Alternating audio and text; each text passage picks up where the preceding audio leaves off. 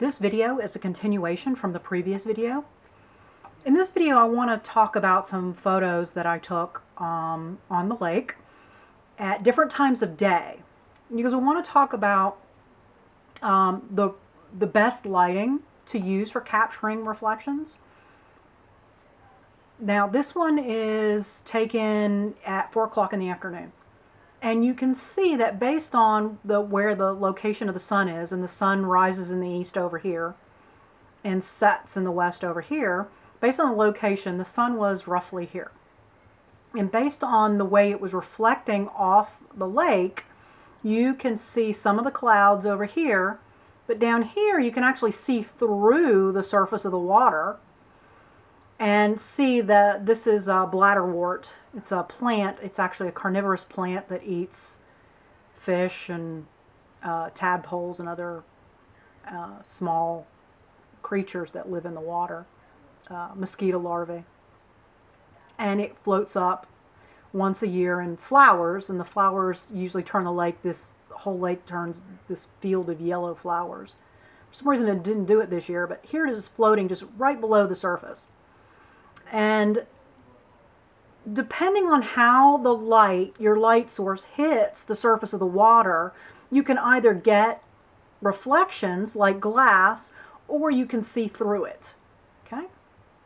Go to this other image. And there you can see the sun is hitting on the water right there where the mother goose is. These are her 5 goslings she had this year. And you can see the reflection of the trees, you can see the reflection of the blue sky, you can see the clouds, you can see the sun itself in the sky.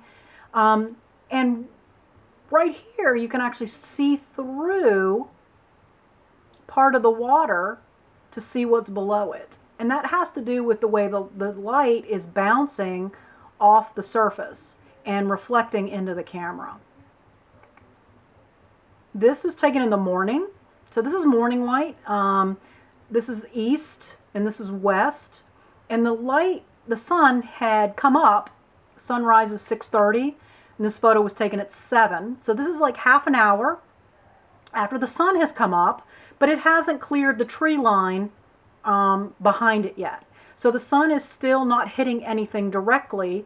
What I'm getting is the sun is hitting the clouds, and that is what is being reflected in the water very, very clearly. It's also hitting some of that morning ambient light.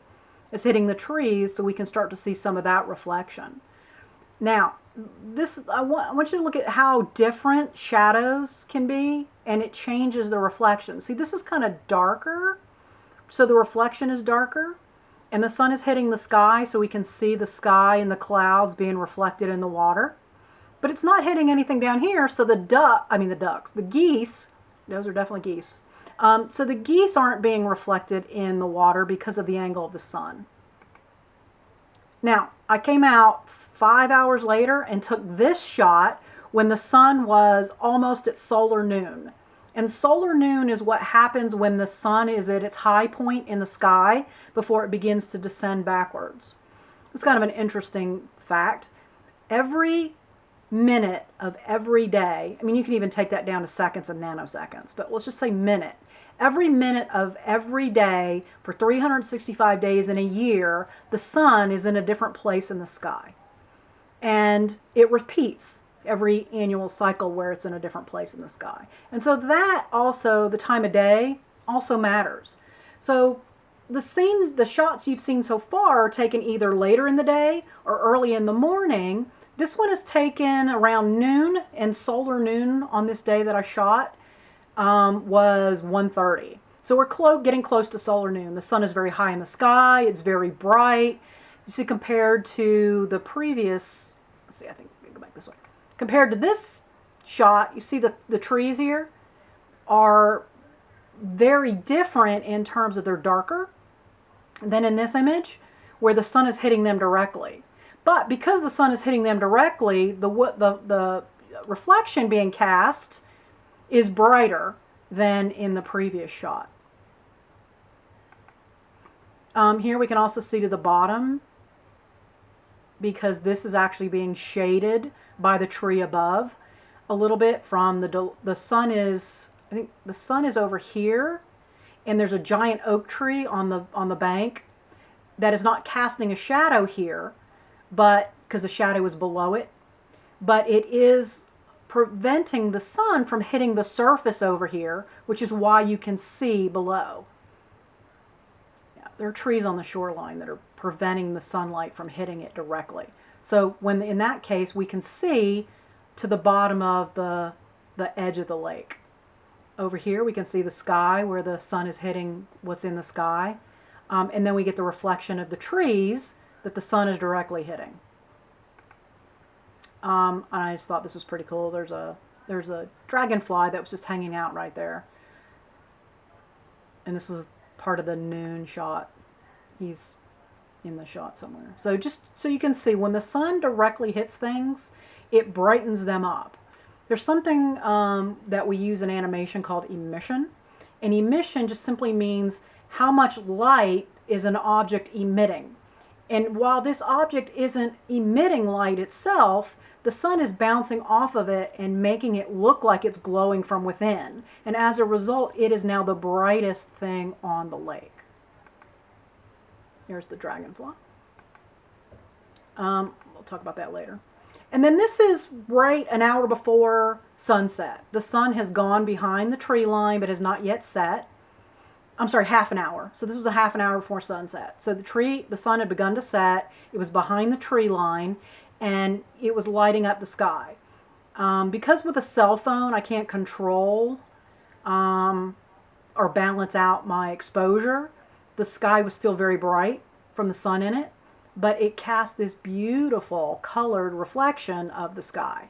So one of the tips I have for you when you're shooting with your phone, because all these shots were shot with my phone, is to make your composition so that you choose the sky or the reflection in the water. Later on, when we start working with DSLRs, you will be able to shoot this scene and get the sky and the water both well exposed with software, okay?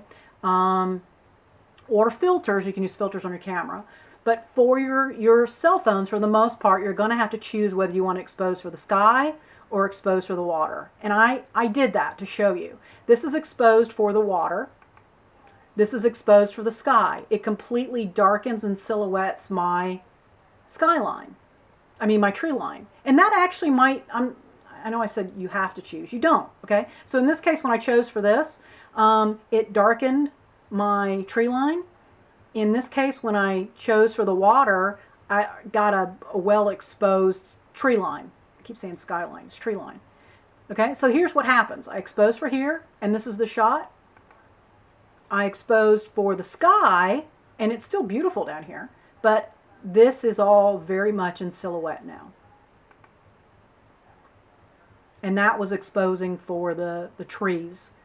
That's how it created that's how it exposed on my cell phone. And last one, that's somewhere in between.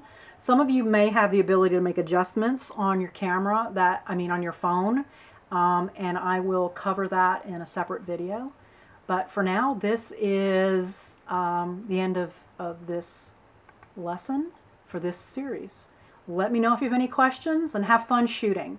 Take a lot of shots, because you see that's what I did here. And now I can go through and select from the best ones. So take shots, and while you're there, review your photos and take more if you need to, and until you get the right shot.